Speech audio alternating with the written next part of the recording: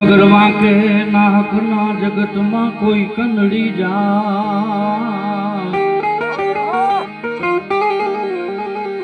એ તે દિગે જો માં વરાણા વારી ખોડિયાર ને હે તું એક વાર યાદ કરે ચતુરાઈ ના ચિતરેલ ચાકડા મારી તારા બાર ને બાજા બા પણ એ મૌણા ફુકાઈ હોય જોને આજ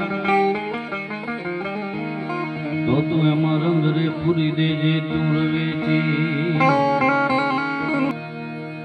ત્યાં તો મને સાચે જ નાનપણ હાંભરે મોઢે બોલું માં ત્યાં તો મને હાથે જ નાનપણ હાંભરે પણ મલક બધાની મજા મને કડવી લાગે કાગડા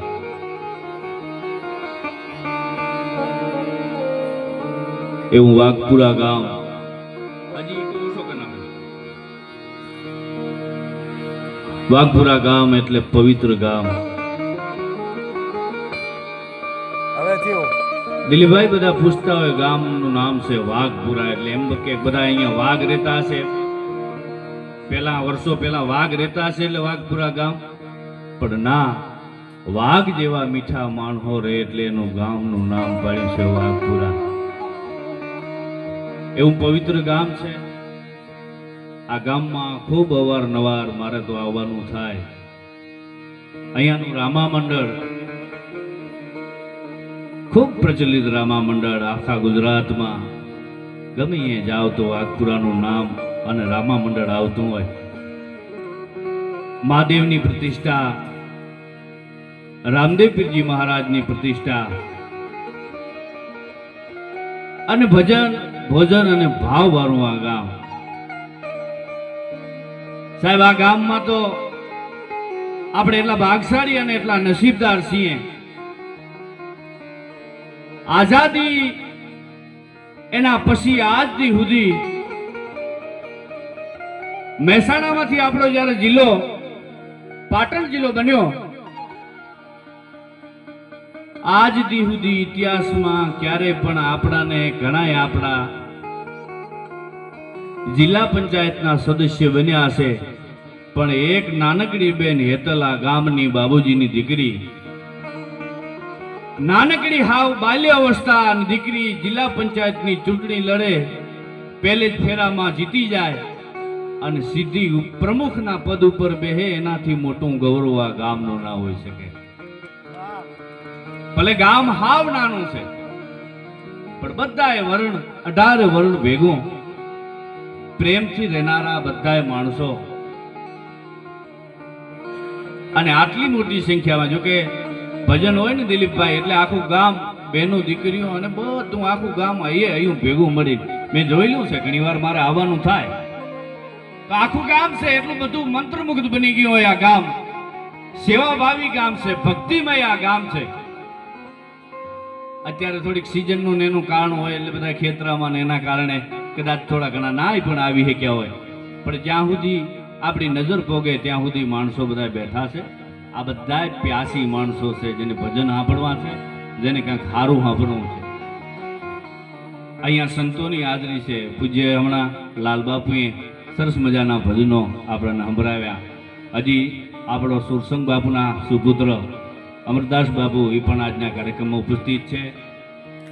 અમારા જગદીશપુરી બાપુ તબલાના ખૂબ આર્ટિસ્ટ અમારા સામે બેઠા અમારા ઉપરિયારા બાપુ મહંત એ પણ આજના કાર્યક્રમમાં બધા ચરણો સંતોના ચરણોમાં હું કોટી કોટી વંદન કરું છું આજ જે ઉદ્દેશ્ય ભેગા મળ્યા છીએ આજ જે પ્રસંગે આપણે ભેગા મળ્યા છે તુલસીદાસજી મહાત્મા બાપુએ હમણાં આપણને સંભળાયું જોકે એ રામાનંદજી બાપુ છે એટલે એમને વધારે ખબર હોય પણ બાપુ તુલસીદાસજીએ રામાયણનું સર્જન કર્યું નિસોડદાન એટલે કોઈકે પ્રશ્ન કર્યો બાપુ આખી રામાયણમાંથી તમને કયો શબ્દ વધારે પ્રિય લાગ્યો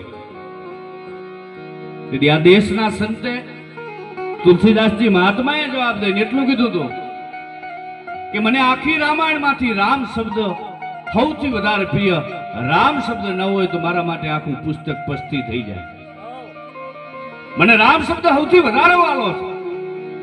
અને એવો જ એક પ્રશ્ન આપણા મજાદરના કવિ કાગ બાપુને કીધો, ભગત બાપુ તમે એકથી માંડી અને 7 ભાગ કાગવાણીનું સર્જન કર્યું. આ તમારે કાગવાણીમાંથી સૌથી વધારે પ્રિય કયો શબ્દ? અને તેથી કાગ બાપુએ જવાબ દઈને એટલું કીધું હતું કે 1 થી કરી અને 7 કાગવાણીના ભાગમાંથી માત્ર મા શબ્દ લઈ લો તો મારા માટે આખા 7 ભાગ પુસ્તક નહીં પસ્તી બની જાય. સાહેબ જનતાનું ઋણ તો તમે હું કોઈ નહીં ચૂકવી શકી. અને દાવા હાથે કહું કે અહીંયા જેટલા બેઠા ને એ કોઈ અમરપટો લઈને નથી આવ્યા. બધાને મરવાનું છે. ટાઈમ થાય તમારો સમય હોય એ પ્રમાણે બધાને મૃત્યુ થવાનું છે. પણ આ દુનિયામાં તમે કેવા કર્મ કરો છો, કેવી રીતે જીવન જીવો છો, બસ આ જ મહત્વનું છે. સંતોની વાણીમાં એ જ કીધું, હીરા પહેરો મોતી પહેરો, પહેરો નવલખ હાચા, અરે વારે વારે મોતીના પરવો તોય મરણની આશા. તમે ગમે એટલા ધન્યાદ્ય હશો, ગમે એટલા સુખી સંપન્ન હશો, તમે તાકાતવાર હશો, પણ મૃત્યુ તો સનાતન સત્ય છે, સત્ય છે ને સત્ય છે. વેલા મોડું બધાને મરવાનું છે. એટલે સંતોએ કીધું ક્યાં બેહું, કેવી રીતે બેહું, કેવી વાણી, તમને જીવન કેવી રીતે જીવવું એની બધી વાણીમાં આ તમને એક એક વાત કીધેલી છે. ઈશુદાનભાઈ 500